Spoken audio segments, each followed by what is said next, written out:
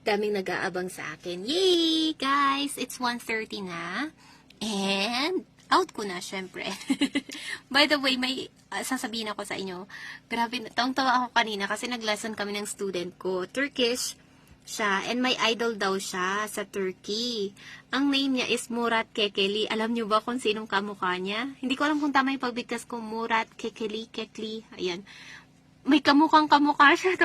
Tawang-tawa din siya kasi kamukha din ni Mr. Bean. Pakita ko sa inyo, guys. Yan siya. Singer siya sa Turkey. Si Murat Kekli. Sabi ko nga dito, Miss versus Mr. Bean. Don't mind yung pagsulat ko kasi nagbabadali ako. Big letters dapat yung first. Ayan siya, oh. Tingnan nyo. Kamukha niya talaga si Mr. Bean. Murat. Hello po, idol. Oh, idol ko na rin siya. Murat Kekli. Singer daw siya o baka meron sa inyong may idol sa kanya. Ooh, ang galing, no? I never thought na may kamukha si Mr. Bean, di ba? Kamukha, para talaga siyang si Mr. Bean, di ba? His name? Murat? Murat Kekli.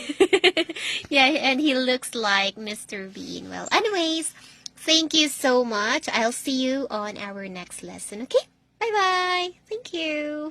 See you next week.